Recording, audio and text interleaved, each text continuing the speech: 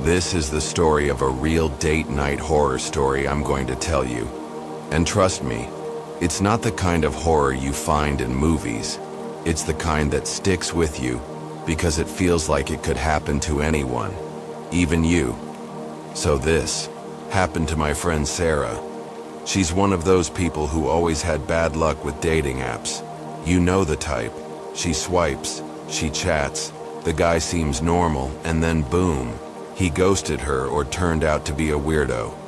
But one night she messaged me super excited. "I think I finally found someone who isn't a creep," she said. His name was Dylan, looked handsome in the pictures, had a dog, talked about books and horror movies, and didn't throw any red flags. They chatted for a week, voice calls, video calls. The guy seemed genuine.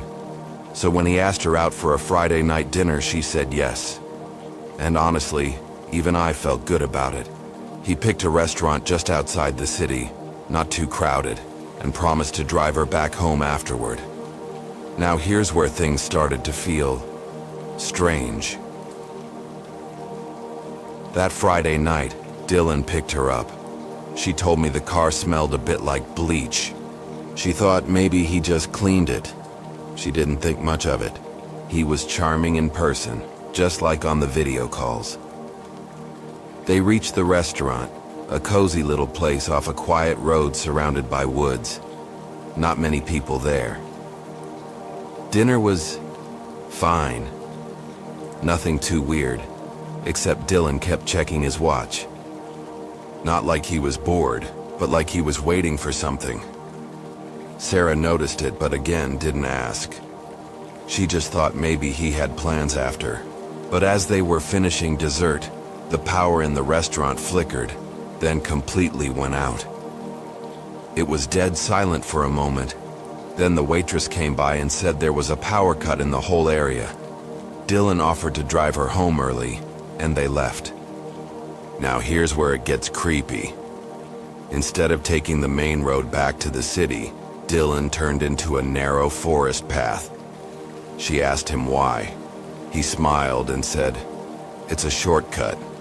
Trust me, I take it all the time."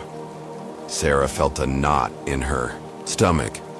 The road was bumpy and dark, barely any signal on her phone. She asked him to take the main road, but he just laughed and said, "Relax, I've got you." But the way he said it didn't feel sweet. It felt final. That's when she noticed something. His charm was slipping.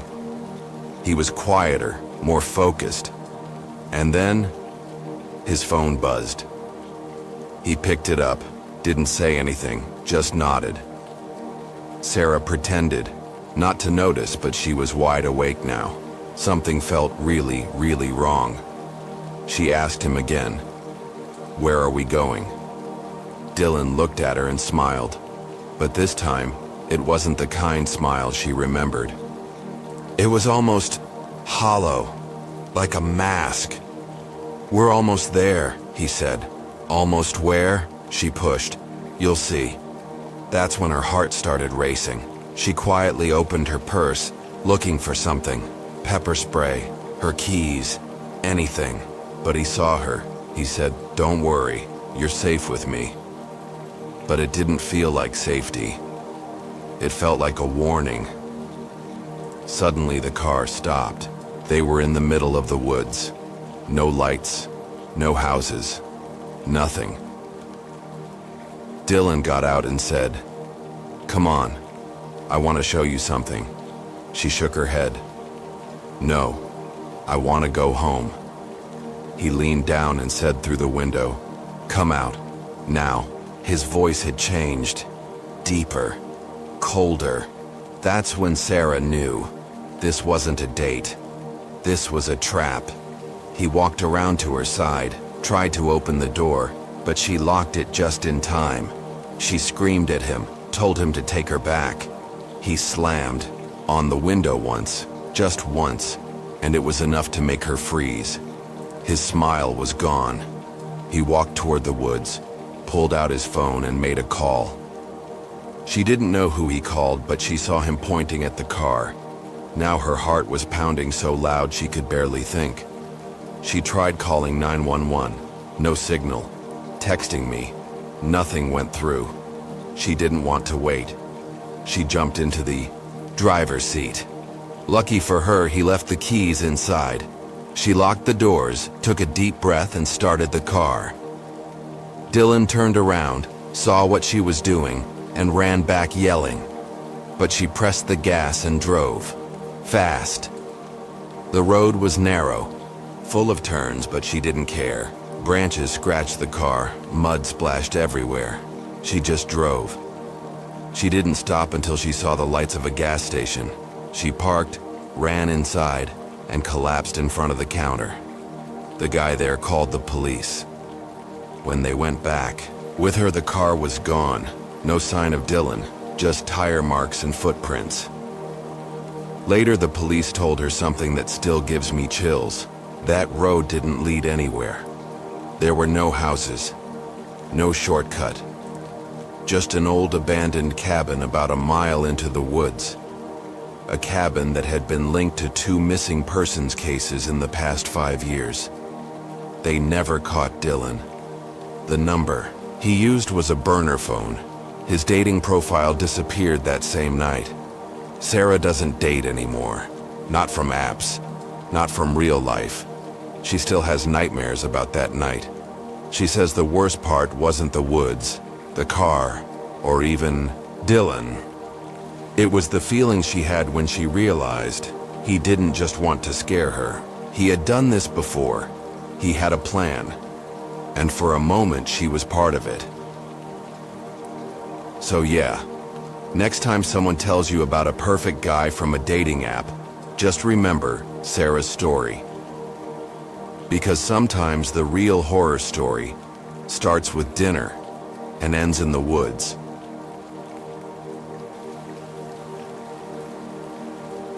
This is the story of a real date night horror that happened to my friend Emma. Now, Emma wasn't the type to jump into anything too quickly. She liked taking things slow, especially when it came to dating. But she met this guy, James, on one of those apps. They talked for a few weeks and everything seemed normal. He was charming, funny, and seemed genuinely interested in her. So, after a while, they decided to meet in person. The plan was simple. Dinner at a nice little restaurant, downtown. Nothing fancy, just a casual date. Emma was excited but a little nervous, like most people are on first dates. She spent extra time getting ready, picked out a cute dress, and made sure everything was perfect. When James arrived to pick her up, she was surprised at how good-looking he was. Tall, dark hair, sharp features. He looked even better in person than in his pictures. They exchanged pleasantries, and he complimented her on how beautiful she looked. It was all very sweet. They drove to the restaurant, chatting along the way, and Emma was starting to feel like maybe, just maybe, this could be something special. But when they got to the restaurant, things started to feel off. It wasn't the place itself. The restaurant was cozy, with soft lighting and a warm, inviting atmosphere. But the moment they walked inside, James seemed a little too eager to get seated. The hostess led them to their table, but instead of sitting down across from Emma, James pulled out a chair next to her. She was a little taken aback, but didn't want to make a big deal of it. Maybe it was a sign he was just really into her. They started talking, but Emma noticed something strange. James kept glancing around like he was looking for something, or someone. He wasn't really paying attention to their conversation, and when Emma tried to ask him about his job, his hobbies, or even something simple like what kind of music he liked, his answers felt forced, robotic almost. It was unsettling, but Emma tried to ignore it. Maybe he was just nervous. Everyone has their moments, right? But then, halfway through dinner it happened. James suddenly went quiet. He stopped eating and just stared at the plate in front of him. Emma thought maybe he was just deep in thought or maybe even having a bad day. But when she reached out to touch his hand, something changed in his eyes. They were cold, like there was no warmth in them at all. "Are you okay?" Emma asked, her voice soft. James didn't answer immediately. Instead, he picked up his glass of wine and slowly drained it. Then he looked up at her, and for a second she swore she saw a flicker of something dark pass over his face. "I'm fine," he said, but his voice was different, lower, rougher.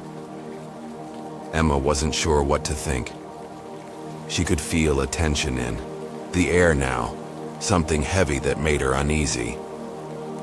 The waitress came over to check on them, and James's mood seemed to shift completely.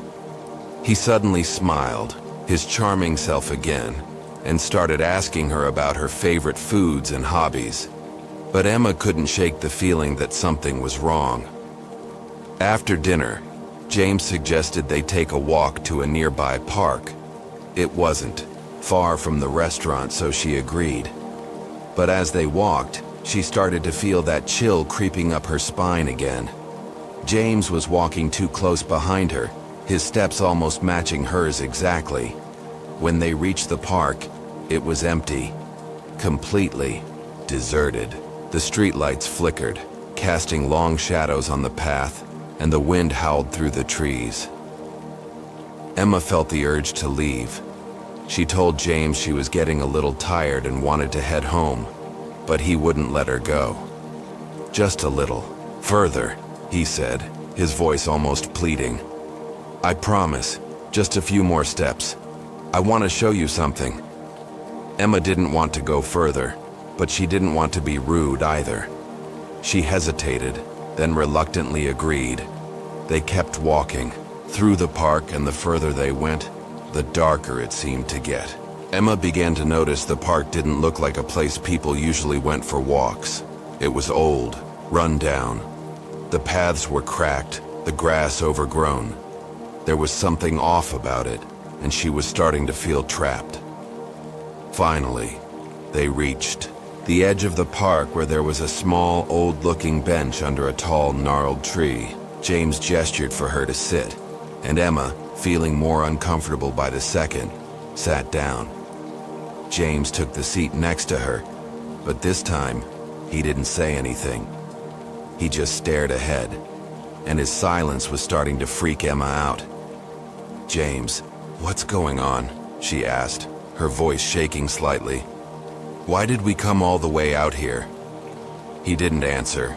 Instead, he leaned toward her. His eyes were wide now, too wide, like he was seeing something she couldn't. "You don't know," he said softly, his words slow and deliberate. "But I do. I've been watching you. I've been waiting for this moment." Emma's heart raced. She tried to stand, but James grabbed her wrist with an unexpected force. "Let go," she shouted, her voice desperate. But James just grinned at her. It wasn't a friendly grin. It was like he knew something she didn't, like he was enjoying her fear. Then, out of nowhere, a car pulled up at the edge of the park. The headlights blinded them for a second, but Emma couldn't look away. The car door opened, and a man stepped out. He was tall, wearing a dark jacket. He didn't speak. He just walked toward them, his gaze fixed on Emma. "James," the man said, his voice cold and flat. "It's time." Emma's mind was spinning. She didn't know who this man was, but the way he said that, like she was some sort of object, sent a wave of terror through her. She tried to pull away from James, but he held her tighter. The man reached into his jacket and pulled out something that glinted in the dim light. A knife. "No!" Emma screamed. But before she could even react, James stood up. He let go of her wrist and stepped back. He was smiling again, But it wasn't a smile that reassured her. It was a smile that sent a cold shiver down her spine. "You were never meant to be part of this," he said, his voice calm. "But now you are." The man with the knife took another step toward her, but before he could do anything, Emma kicked him in the shin with all her strength. He staggered back, dropping the knife in the process. Emma ran. She didn't think, didn't stop to look back. She ran through the park, across the street, and into the busy neighborhood. It wasn't until she reached the safety of a brightly lit cafe that she dared to stop and catch her breath. She called the police, told them everything, but when they searched the park, there was no sign of James or the man with the knife. The car was gone, and no one had seen anything. But Emma knows what she saw, and she's never gone back to that park, or gone on another date again. Because some things aren't meant to be seen. Some people aren't meant to be met. And sometimes the horror isn't in the monsters you see, but in the ones you never will.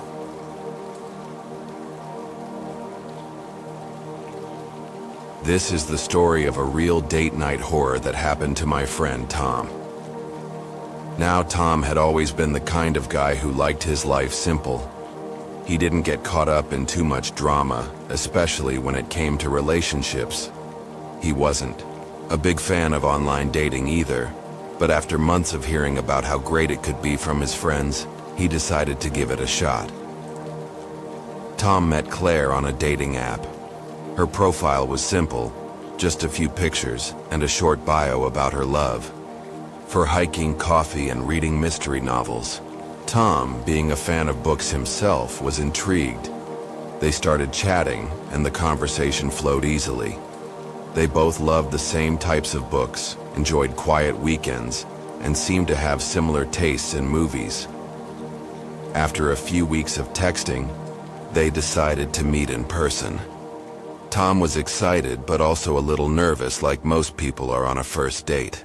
Claire suggested they go to a small cafe on the outskirts of town, a cozy little place with an outdoor seating area. Tom agreed, and they set a time for Saturday evening. The night of the date, Tom was running a little late, but he was feeling good. He wore his favorite sweater, combed his hair just right, and made sure his shoes were polished. When he got to the cafe, Claire was already there, sitting at a table near the back. She looked exactly like her pictures. Long brown hair, a warm smile, and a kind face. Tom felt a sense of relief. This could be the start of something good, he thought. They exchanged pleasantries, and Claire offered him a coffee. They spent the next hour chatting, and everything seemed to be going well. She was funny, easy to talk to, and had a good sense of humor. Tom felt like he was starting to relax, but then, around the time they finished their coffee, something strange happened. Claire looked at her phone and seemed a little distracted. Tom, not thinking much of it, continued the conversation, but he couldn't help noticing that she wasn't fully engaged anymore. She kept glancing at the time, checking her phone, and then looking around the cafe as though she was expecting someone. "Is everything okay?" Tom asked, his voice a little unsure. Claire looked at him and smiled, but it didn't quite reach her eyes. "Oh yeah, everything's fine," she said, though there was a noticeable tension in her voice. "I'm just waiting for someone." "Who?" Tom asked, trying to keep the conversation light. "My brother," Claire replied quickly, almost too quickly. "He's running a bit late." Tom didn't think much of it at first, but as the minutes passed, he started to feel uncomfortable. He couldn't shake the feeling that something wasn't right. The more Claire checked her phone, the more nervous she seemed. She kept glancing at the door, waiting for someone to enter. Tom tried to ignore the growing sense of unease. Maybe it was just nerves. But then Claire's behavior took an even stranger turn. She suddenly stood up, grabbing her purse and rushing toward the door. "I'm sorry," she said, her voice shaking. "I have to go." Tom, feeling confused and a little concerned, stood up as well. "What's going on? Are you okay?" Claire didn't answer. She just turned and walked out of the cafe, leaving Tom standing there with a mix of confusion and anxiety. He didn't know what to do. He waited for a moment, thinking maybe she'd come back, but after a few minutes, he decided to follow her. Outside the cafe, Tom saw Claire across the street. She was talking to a man. Tall, dark hair, wearing a leather jacket. The man was standing far enough away that Tom couldn't hear the conversation, but he could see the tension in Claire's posture. She seemed to be arguing with him, and the man was gesturing angrily, almost as if he were demanding something from her. Tom's instincts kicked in. He didn't know what was going on, but he didn't like it. Something didn't feel right. He stayed in the shadows, watching from across the street. Then, just as Tom was about to approach, the man grabbed Claire by the arm and started pulling her toward an alleyway. Tom's heart raced. This wasn't just a normal conversation. It looked like Claire was in trouble. Without thinking, Tom ran across the street toward them. "Hey!" Tom shouted, hoping to stop whatever was happening. "Let her go!" The man turned to face him, his eyes cold and calculating. "Stay out of this," the man growled, his voice low and menacing. Tom didn't back down. He was about to say something else when Claire turned to him, her eyes wide with panic. "Don't! Go back to the cafe! Please, just go!" she shouted, her voice full of fear. Tom didn't know what to make of it. Why was she telling him to leave? She was the one in danger. Before he could move, the man stepped forward and shoved Tom back with surprising force. Tom stumbled and fell against the sidewalk, hitting his head hard against the pavement. For a moment, everything went blurry. When he came to, the man and Claire were gone. The street was empty, and the cafe lights were dimming as if the world had just moved on. Tom got to his feet, his head throbbing, and looked around in a daze. What just happened? He staggered back to the cafe, his mind racing with questions. What had he just witnessed? Why had Claire acted like that? Why had she begged him to leave? It was then that he noticed something strange. His phone. When he pulled it out of his pocket, he saw that there were several missed calls from a number he didn't recognize. He dialed the number, hoping for an answer. The phone rang twice before someone picked up. "Hello?" a voice said. It was a man's voice, gruff and cold. "Who is this?"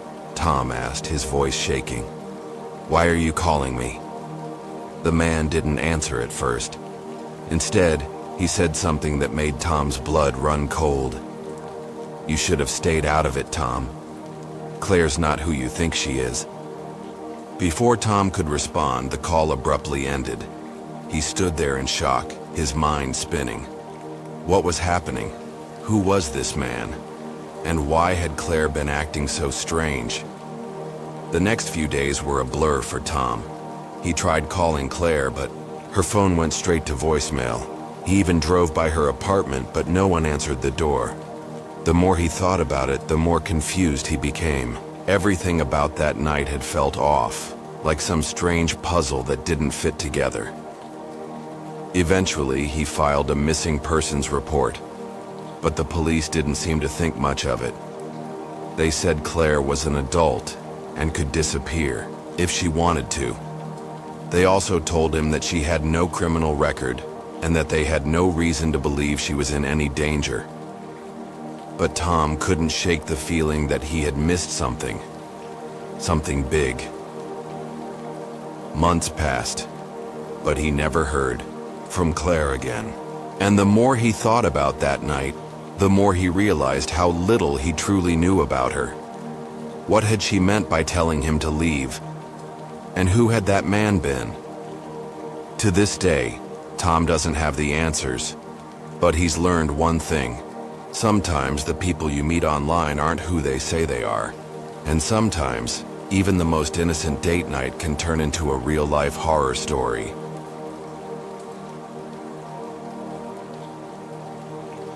This is the story of a man named Mark, a regular guy like you and me, who found himself caught in a situation that no one should ever experience.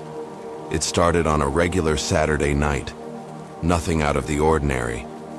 Mark had just moved to a new city and was still trying to get his bearings. He'd decided it was time to get out, explore, and maybe make some new friends. So, he went to a bar a few blocks away from his apartment. Nothing fancy, just a small, dimly lit place that seemed pretty quiet for a Saturday night. The atmosphere was welcoming. Old wooden tables, the smell of beer in the air, and low music playing in the background. Mark was looking forward to a drink, a nice conversation, and just unwinding after a long week. He walked up to the bar and ordered a beer, taking a seat at one of the stools near the corner. As he sat there, sipping his drink, Mark noticed a woman sitting alone at a table. In the back, she looked familiar somehow, though he couldn't place where he'd seen her before. She had long blonde hair, a pale face, and a dress that seemed out of place for a bar like this. Too formal, almost as if she'd come straight from a fancy dinner. For a while, he tried to ignore the odd feeling he had, but it was hard. Something about the way she was sitting there, so still, so quiet, caught his attention. She didn't seem to be talking to anyone, and she wasn't looking around the room like most people would. She was just staring at her glass, lost in thought. Curiosity got the better of him, and after a while, Mark found himself standing up and walking over to her. "Hey," he said, trying to sound casual. "Mind if I sit here?" The woman looked up at him, her eyes a strange shade of green. It wasn't a friendly look, but it wasn't cold either. It was distant. "Sure," she said, her voice soft and almost too quiet. Mark sat down, not sure what to say next. He tried to keep the conversation light, asking her if she came to the bar often, if she lived around here, and the usual small talk. But she barely responded. She'd answer in short sentences, and her eyes kept drifting back to her glass, almost like she was somewhere else. "Are you okay?" Mark asked, leaning in a little, concerned. The woman blinked, as though she hadn't expected him to ask. "I'm fine," she said, almost sounding like she was trying to convince herself more than him. For a moment, Mark didn't know what to do. She clearly wasn't interested in chatting. But before he could get up and leave, she suddenly spoke. Again. "You shouldn't have come over here," she said, her voice barely above a whisper. Mark froze, not sure what to make of that. "What do you mean?" But the woman didn't answer. Instead, she stood up abruptly, knocking her glass over in the process. The drink spilled across the table, but she didn't seem to notice. Her expression was distant, like she was in a trance, and she just walked past him without another word, disappearing into the crowd of people at the other end of the bar. Mark was left sitting there, confused and unsure of what had just happened. Something didn't sit right with him. She hadn't. Seemed like a person who was just enjoying a night out. There was something strange about her, and that feeling lingered in the air long after she had left.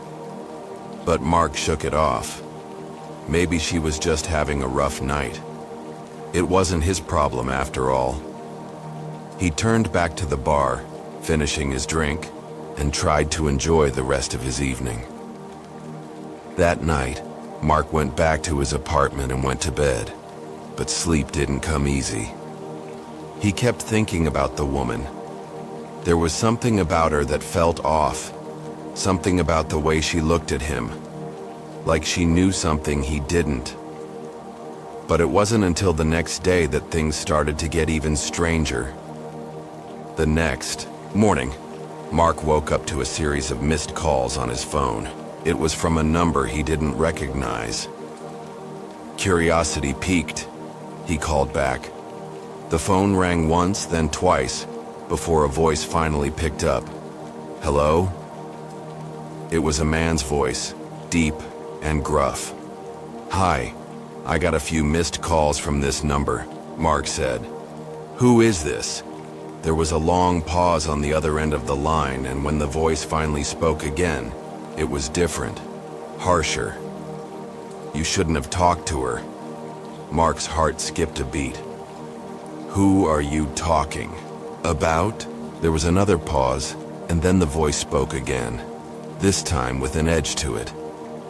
The woman you met last night. You need to stay away from her. It's not safe. Before Mark could ask anything else, the line went dead. He stared at his phone for a moment, unsure of what just happened. His mind raced with questions. Who was that? Why was someone telling him to stay away from the woman? Was this some kind of prank? But deep down, Mark felt a chill creeping up his spine. Something was wrong. He spent the rest of the day trying to push the incident out of his mind, but it wasn't easy. He couldn't shake the feeling that he was being watched. Every time he walked out of his apartment, he felt like someone was following him. It wasn't until the evening that the feeling grew stronger. Around 7 p.m., Mark decided to go for a walk to clear his head. He wasn't sure why, but he felt compelled to visit the bar again. Maybe he could find out more about the woman, see if she was there. When he arrived, it was quieter than it had been the night before. The bar was almost empty, with only a few regulars scattered around the room. Mark walked to the bar, but something caught his eye. At the far end of the room, sitting at the same table as the night before, was the woman. She was there again, staring at her glass, just like before. Something in Mark's gut told him this wasn't just a coincidence.